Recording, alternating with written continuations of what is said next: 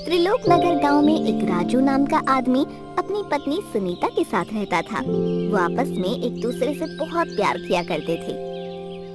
सुनीता राजू के लिए रोज उसके पसंदीदा पकवान बनाती और राजू भी सुनीता का बहुत ध्यान रखता था। एक दिन सुनीता की तबीयत बहुत ज्यादा खराब हो जाती है। राजू सुनीता को बीमार देखकर बहुत परेशान होता है और धीरे धीरे सुनीता की तबीयत इतनी खराब हो जाती है कि वो मरने वाली होती है। मरने से पहले उसने अपने पति से कहा, मैं तुम्हें बहुत प्यार करती हूँ और तुम्हें छोड़कर जाना नहीं चाहती हूँ। मैं नहीं चाहती कि मेरे मरने के बाद तुम मुझे भुला दो और किसी दूसरी औरत से शादी करो। तुम मुझसे वादा करो कि तुम मेरे मरने के बाद किसी और से ना तो शादी करोगे और ना ही किसी से प्रेम करोगे। अगर तुमने ऐसा किया तो मेरी आत्मा तुम्हें चैन से जीने नहीं देगी। सुनीता, तुम ऐसा मत कहो, तुम मुझे छोड़कर कहीं नहीं जाओगी। नहीं, आप मुझसे वादा कीजिए, मैंने जैसा कहा है आप ऐसा ही करोगे। राजू सुनीता से वादा करता है और वादा करते ही सुनीता मर जाती है।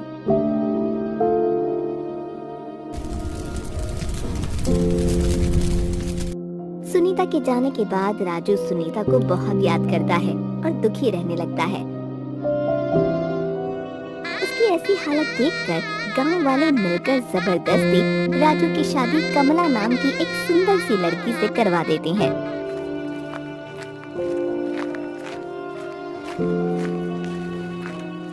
राजू कभी भी कमला को अपनाता नहीं है। उसे अपनी पहली पत्नी को दिया वादा याद रहता है। लेकिन कमला राजू की अच्छे से सेवा करती है, उसका बहुत ध्यान रखती है। ये देखकर राजू भी कमला को अपना लेता है।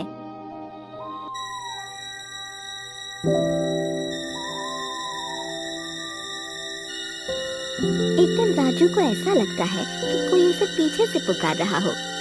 उसने पीछे मुड़कर देखा तो उसके पीछे उसकी पहली पत्नी की आत्मा थी। तुमने मुझसे अपना वादा तोड़ा है, अब मैं तुम्हें नहीं छोड़ूंगी और अब हर रोज तुम्हें परेशान करूंगी। सुनीता की आत्मा को अपने सामने देखकर राजू के दम घुट गए। तुमसे हक्का बक्का रह गया। तुम तो मर गई थी ना? राजू को इतना कहते ही वो गायब हो गई।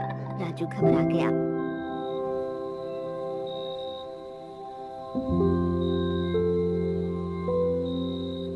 और रात भर उसे नींद नहीं आई।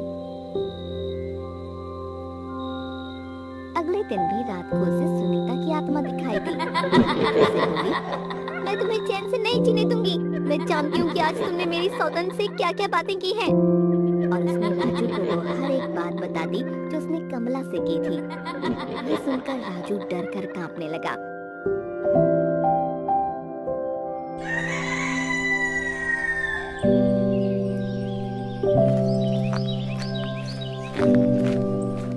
अगले दिन वो गांव से बहुत दूर एक सतगुरु के पास गया और उनको अपने साथ घटित सारी बात बता दी।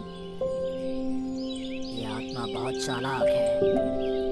जी सतगुरु जी, तभी तो उसे मेरी एक एक बात पता होती है। तुम चिंता मत करो, मैंने ऐसी बहुत सी आत्माओं का सामना किया है। मेरे पास इसका इलाज है। इस बार जब तुम्हारी पत्नी की आत्मा तुम्हारे पास आए तो मैं जैसा तुम्हें बताता हूँ तुम ठीक वैसा ही करना। राजू वहाँ से निकलकर अपने घर पहुँचा। देर रात जब सुनीता की आत्मा वापस आई तो राजू ने आत्मा से कहा, तुम इतनी चालाक हो, मैं तुमसे कुछ भी नहीं छिपा सकता। और जैसा कि तुम चाहती हो मैं कमला को छोड़ने के लिए भी तैयार हूँ, पर उसके लिए तुम्हें मेरे एक सवाल का जवाब देना होगा। और हाँ, अगर तुम जवाब नहीं दे पाई तो तुम्हें हमेशा हमेशा के लिए मेरा पीछा छोड़ना होगा और तुम कभी भी हमें परेशान नहीं करोगी। मुझे मंजूर है, तुम अपना सवाल पूछो। राजू भागता हुआ रसोई में गया और वहाँ से मुट्ठी भर चावल लेकर आया और आत्मा से कहा, बताओ मेरी मुट्ठी में कितने चावल के दाने हैं? ये सुनकर सुनीता की आत्मा डर गई और गायब हो गई।